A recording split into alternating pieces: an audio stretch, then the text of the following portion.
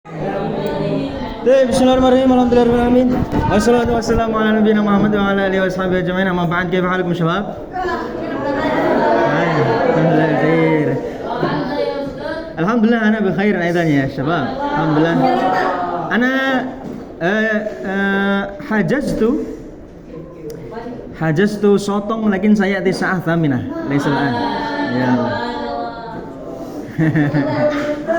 Hajaztu sotong marah thaniyah.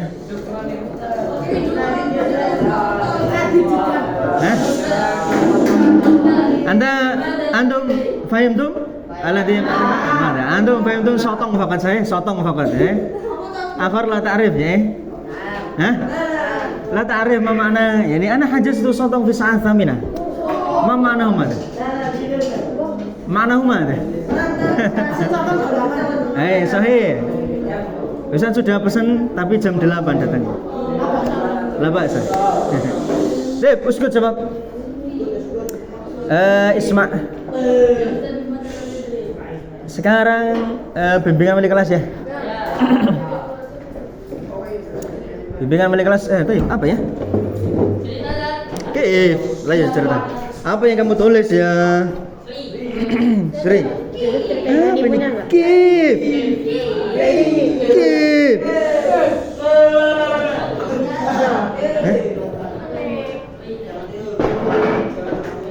Terus sebab sebentar lagi ujian. Enggak. PTS penilaian tengah semester itu ibaratnya sebagai ujian harian. Nilainya dihitung sebagai ulangan harian, bukan seperti ujian akhir semester atau akhir tahun. Ranking bisa dibuat kapan apapun ujiannya, ranking bisa dibuat. Nanti tanggal 14 bahasa Arab yang terakhir, hari terakhir. Ada nggak yang satu hari 3 mata pelajaran? Ada 2 terus. Tapi bahasa Arab terakhir satu tok. Kalau kelas 9 ada yang satu hari 3 mata pelajaran dan jumlahnya 2 hari. Nah, kelas 9, kelas 8, kelas 7, satu-satu ya. Alhamdulillah. Ujian jawab berkaitan berarti dengan gini, perhatikan jawab. Pendidikan Indonesia sekarang hanya terfokus kepada pembelajaran yang kita mau nggak mau harus meyakini bahwa sebagian besar mungkin pelajaran yang dipelajari di sekolah tidak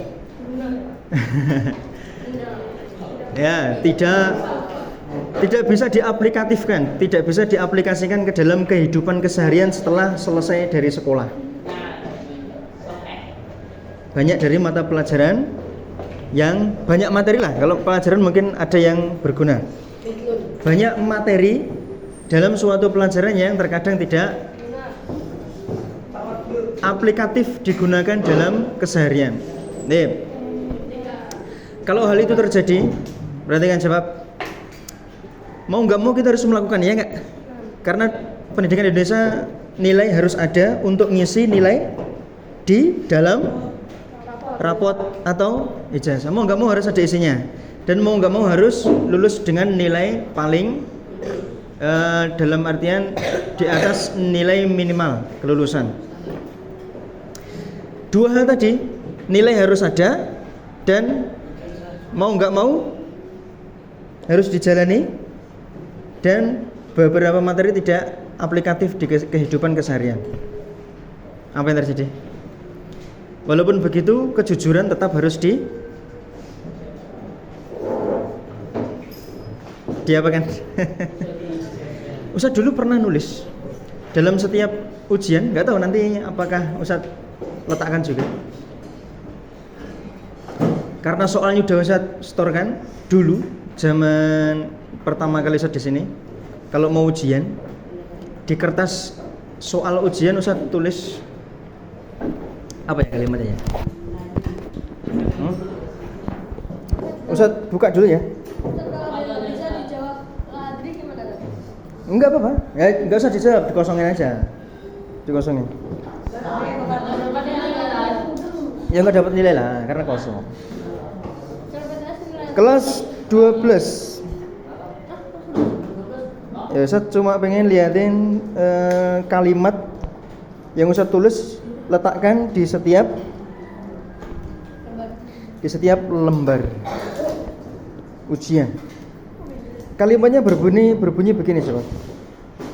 Nah, dengarkan.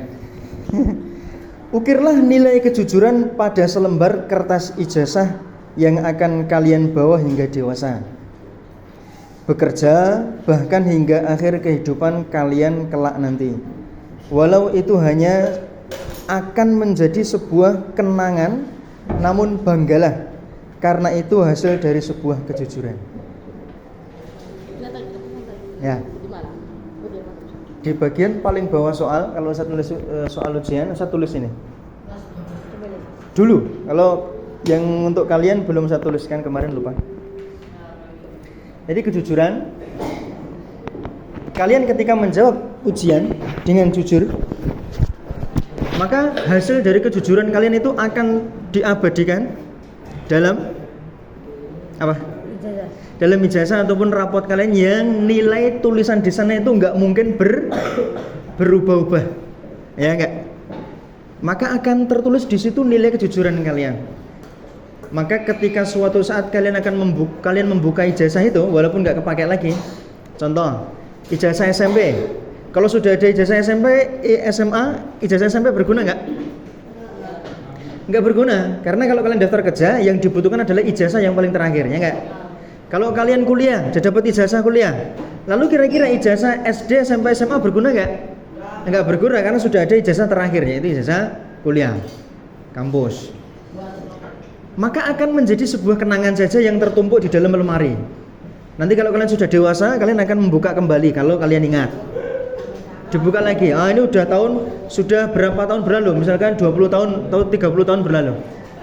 Kalian sudah punya anak, ijazahnya masih ada. Kalian buka-buka, ini kenangan zaman dulu. Foto sudah mulai memudar, tulisan tapi biasanya masih terbaca. Kertas sudah mulai menguning. Tapi apa? Tulisan yang di sana adalah tulisan kejujuran kalian dahulu ketika mengerjakan ujian adalah mengerjakan dengan kejujuran. Selain kejujuran itu akan mendapatkan pahala, yaitu sifat jujur. Ya kayak jujur ya, karena apa yang kalian usahakan atas usaha sendiri. Kalau tidak bisa, tinggalkan. Sebab kalian harus percaya kepada kemampuan diri sendiri. Kenapa?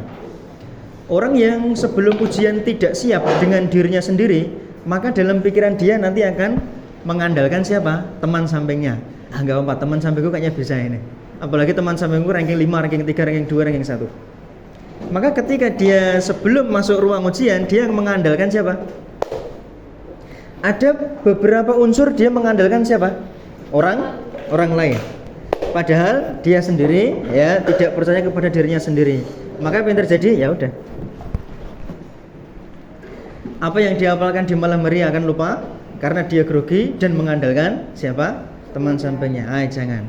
Maka apa yang kalian kerjakan adalah hasil dari sebuah kejujuran. Terlebih lagi kalian akan memakai ijazah itu untuk bekerja, ya enggak? Untuk mencari nafkah, ya enggak? Maka apa yang terjadi? Kalau kalian membangun dasar kejujuran itu untuk bekerja dan mendapatkan uang, maka hasil uang yang kalian dapatkan, kalau kalian sudah berkeluarga, maka uang yang kalian berikan kepada keluarga, istri, anak, itu adalah hasil dari sebuah kejujuran. Maka tidak ada sesuatu yang mengiringi kejujuran kecuali keberkahan. Sebab karena dia jujur kepada diri sendiri. Maka Ustaz dulu pernah ceritakan kan ya, kalau ujian Ustaz nggak pernah ngawur. Kalau nggak tahu pasti kosong, endah, tinggalin. Kalau udah selesai mentok nggak bisa mikir, ya udah keluar. Tapi semua itu didasari atas usaha dan persiapan sebelum masuk ruang ujian. Nah, gitu sebab. Maka apa yang akan kita cari? Apakah kejujuran yang akan kita abadikan, atau di sana ada unsur kebohongan yang akan kita abadikan dalam ijazah dan rapot? Nah, itu terserah diri kalian masing-masing. Tapi Ustaz yakin dan Ustaz berdoa mudah-mudahan murid-murid Ustaz yang jujur dalam belajar mereka itu sampai kapan ya? Sampai kapanpun akan terus diiringi keberkahan. Ya. Dan keberkahan itu kalian tahu nggak efeknya sampai mana sobat? Kalau kalian bekerja makan dengan uang yang jujur, maka anak kalian pun akan tumbuh dengan daging yang jujur juga. Anak itu kan tumbuhannya, daging tumbuh, tulang juga tumbuh maksudnya. Tapi istilah daging itu digunakan untuk pertumbuhan, maka daging yang tumbuh dari anak kalian itu dari sebuah kejujuran juga. Maka apa yang terjadi? Anak jujur adalah salah satu sifat kerasulan. Rasulullah itu memiliki sifat jujur. Maka apa yang terjadi sebab? Anak kalian akan menjadi anak yang jujur, yang soleh. Nah kalau pengen memiliki anak yang soleh itu dimulai dari kapan kira-kira? Hah? Betul. Nggak cukup cuma dari kapan? Nanti sudah mau lahiran, baru lahiran, baru jujur, nggak cukup. Dimulai dari sekarang. Gitu. Paham tuh sebab? Nah iya. Tadi Ustaz rekam, nanti Ustaz masukkan YouTube. Tadi Ustaz rekam, Ustaz masukkan YouTube.